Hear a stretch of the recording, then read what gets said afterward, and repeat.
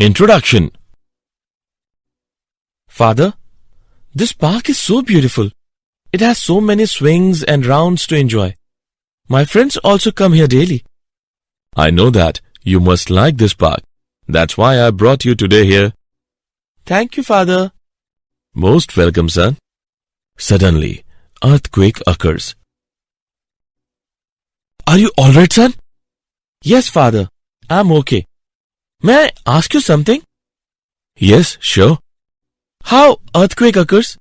And how can it produce so much destruction? When sliding of the plates occur in the interior of the earth, it causes earthquakes. The shock wave from this sudden movements come to the surface. These waves move along the earth's surface and cause most of the damage. Okay, Father. Now I got the point. And I want to know more about these waves. Okay, son. I will tell you. Children, today we will study more about the wave.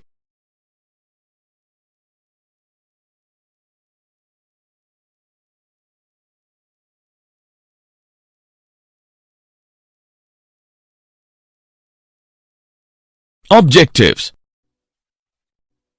At the end of this lesson, you will be able to define wave motion, differentiate transverse and longitudinal waves, evaluate displacement relation in a progressive motion, calculate speed of a traveling wave, understand superposition of waves, know about reflection of waves, define stationary waves, understand beats, analyze Doppler effect.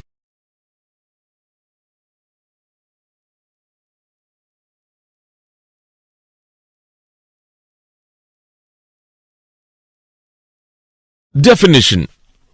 By means of waves, transferring of energy is possible without bulk motion of matter. Wave motion may be defined as a form of disturbance which is due to the repeated periodic vibrations of the particles of the medium about their mean positions, and the motion is handed over from one particle to the other without any net transport of the medium. A stone is dropped in the water. A boy talking with someone. Earthquake are some examples of wave motion. In this chapter, we shall study about mechanical wave motion. Mechanical waves can be produced and propagated only in those material media which possesses elasticity and inertia. These waves are also called elastic waves.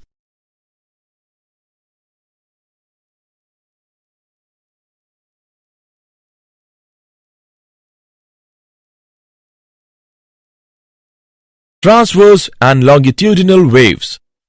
A transverse wave is the wave in which all the medium particles perform simple harmonic motion about their own mean equilibrium position in a direction perpendicular to the direction of wave propagation. Longitudinal wave motion is that wave motion in which the individual particles of the medium execute simple harmonic motion about their mean positions along the direction of propagation of the wave.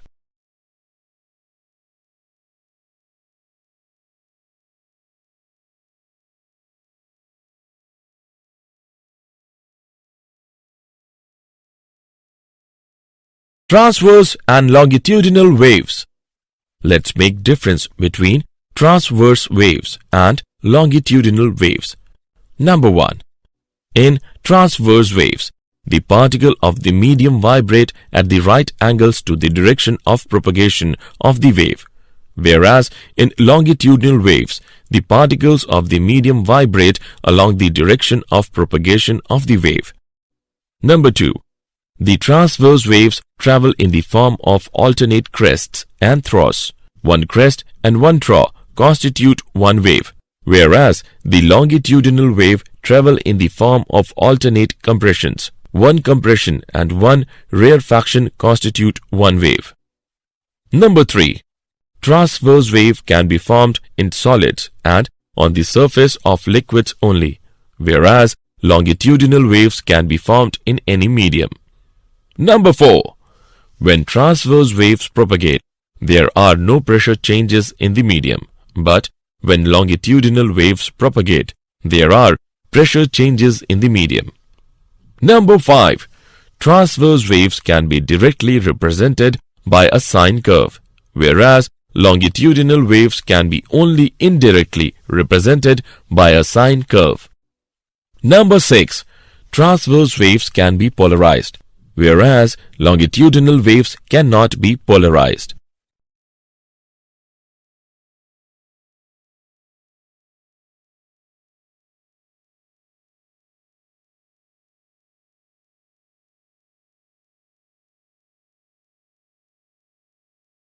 Displacement relation in a progressive motion. A displacement time function at every instant gives the shape of the wave at that instant. It also describes the motion of the constituent of the medium at that location. A sinusoidal traveling wave is then described by y is equal to a sine kx minus omega t, where y is equal to displacement as a function of position x and time t. A is equal to amplitude of a wave. Omega is equal to angular frequency of the wave. K is equal to angular wave number. Amplitude. A represents the maximum displacement of the constituents of the medium from their equilibrium position. It is called the amplitude of the wave. Wavelength. The minimum distance between 2 points having the same phase is called the wavelength of the wave, usually denoted by lambda. For simplicity, we can say that the wavelength is the distance between two consecutive crests or troughs in a wave. Period. The period of oscillation of the wave is the time it takes for an element to complete one full oscillation.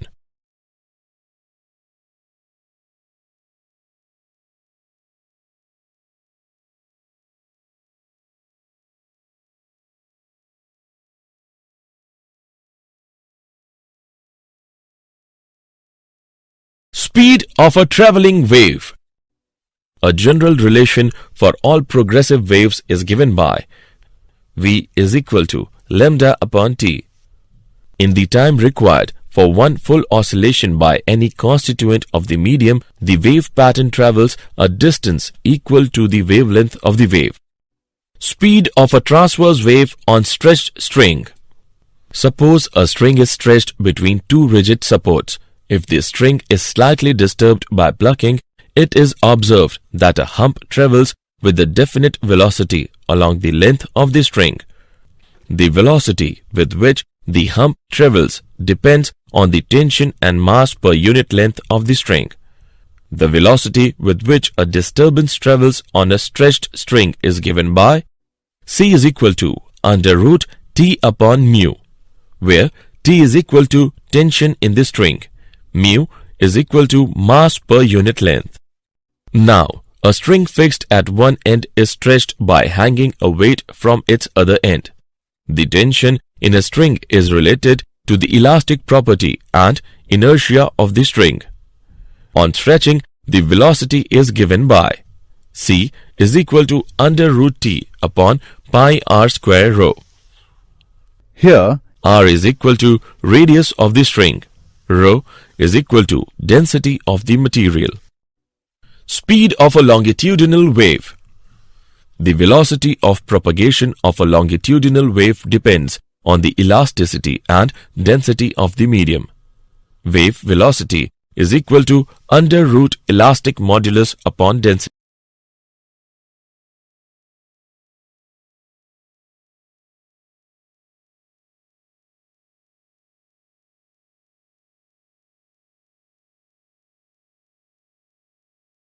Principle of superposition of waves.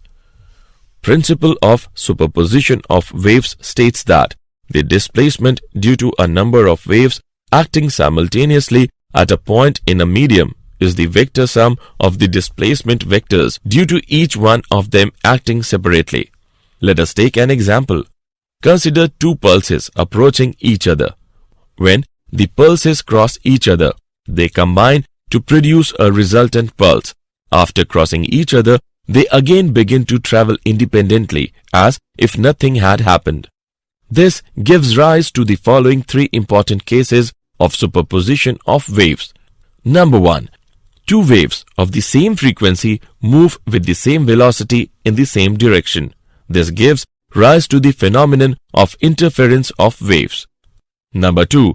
Two waves of identical frequencies and amplitudes travel along the same path with the same speeds in the opposite directions.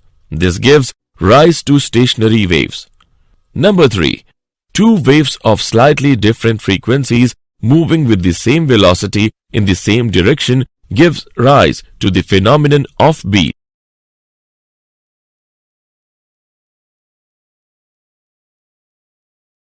Reflection of waves. When the wave strikes a rigid boundary, it completely gets reflected. And if the boundary is not rigid, then a part of the incident wave is reflected and a part is transmitted into the second medium. Let us take an example. A pulse traveling along a stretched string and being reflected by the boundary. The reflected wave has the same shape as the incident pulse, but it suffers a phase change of 180 degree on reflection. This is because the boundary is rigid and the disturbance must have zero displacement at all times at the boundary. When there is no boundary, then the reflected wave has the same shape and phase as the incident pulse.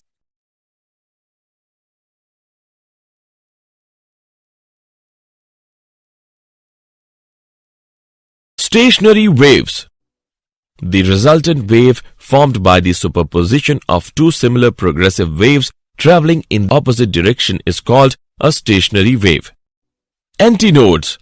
At some points, the displacement is always maximum compared to other points. These points vibrate with maximum amplitude and are called antinodes. The separation between successive antinodes is lambda by 2. Nodes. At some points, the displacement is always zero. These points, which are always stationary, are called nodes. The separation between successive nodes is lambda by 2. It is observed that the separation between a node and adjoining antinode is lambda by 4.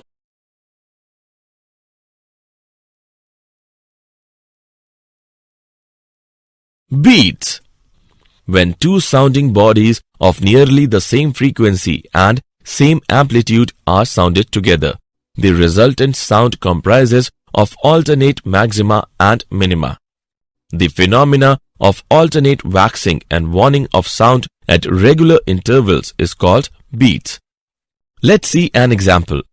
There are two harmonic waves, one of frequency 12 Hz and the other of frequency 10 Hz. When they superimpose on each other, they give rise to beats of frequency 2 Hz. The number of beats heard per second is called beat frequency. Beats are heard only when the difference in frequencies of two sounding bodies is not more than 10. This is due to persistence of hearing. The time from each loud sound to the next loud sound is called one beat period.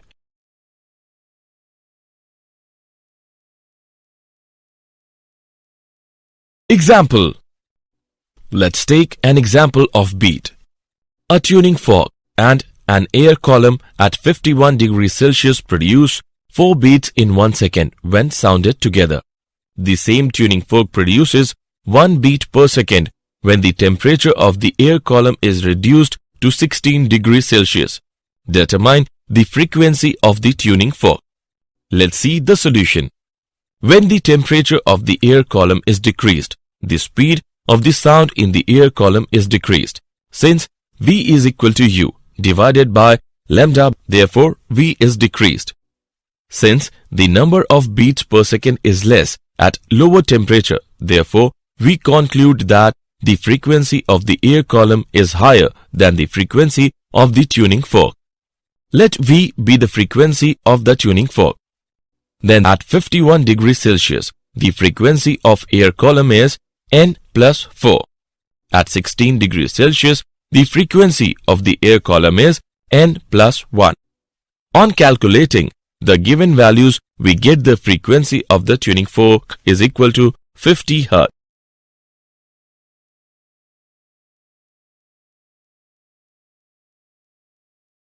Doppler's effect. The apparent change in the frequency of sound when the source of sound, the observer, and the medium are in relative motion is called Doppler's effect. Let us now discuss the apparent frequency of sound in different cases. Case 1. Source in motion, observer at rest, medium at rest. Suppose the source and the observer are separated by distance v, where v is the velocity of sound. Let nu be the frequency of sound emitted by the source.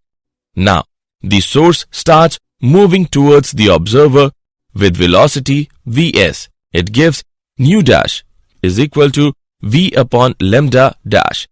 On calculating, we get nu dash is equal to v upon v minus vs multiplied by nu.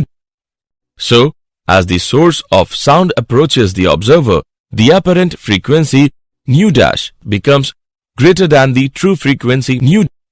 If the source is receding away from the observer, then the apparent frequency is given by nu dash is equal to v upon v plus vs multiplied by nu. Case 2. Observer in motion, source at rest, medium at rest. Observers move towards source with velocity v0. In 1 second, the observer receives waves occupying the space is equal to v plus v0. Number of waves in unit distance is equal to nu upon v. Number of waves in distance v plus v0 is equal to nu multiplied by v plus v0 upon v. Apparent frequency nu double dash is equal to v plus v0 upon v multiplied by nu. If the observer is moving away from the source, then the apparent frequency is given by nu double dash is equal to v minus v0 upon v multiplied by nu. Case 3. When both the source and the observer are moving towards each other. When both the source and the observer move towards each other, then apparent frequency is given by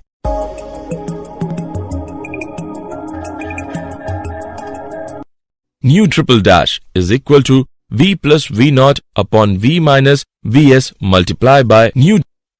If both the source and observer move in the direction of sound, then nu triple dash is equal to v minus v0 upon v minus vs multiplied by nu.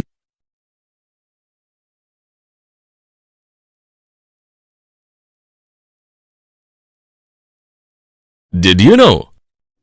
A mechanical wave is the disturbance produced in a material medium that transmits energy and momentum by traveling in the medium with a definite speed without any change in its own nature. As wind passes over the water's surface, friction force is to ripple. The strength of the wind, the distance the wind blows, that is fetch, and the length of the gust, that is duration, determines how big the ripples will become. During storms, the combination of low air pressure and onshore winds may produce a storm surge that raises the water level at the shore many meters above normal sea level.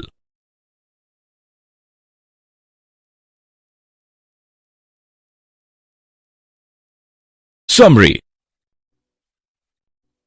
Let us summarize what we have learnt. Wave motion may be defined as a form of disturbance which is due to the repeated periodic vibrations of the particles of the medium about their mean positions. In transverse wave, all the medium particles perform simple harmonic motion about their own mean equilibrium position in a direction perpendicular to the direction of wave propagation. In longitudinal wave, the individual particles of the medium execute simple harmonic motion about their mean positions along the direction of propagation of the wave. The minimum distance between 2 points having the same phase is called the wavelength of the wave.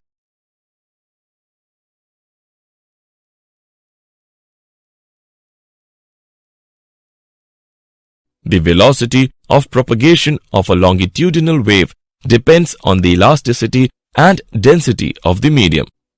The displacement due to a number of waves acting simultaneously at a point in a medium is the vector sum of the displacement vectors due to each one of them acting separately. The resultant wave formed by the superposition of two similar progressive waves traveling in opposite directions is called a stationary waves. The phenomenon of alternate waxing and waning of sound at regular intervals is called beat.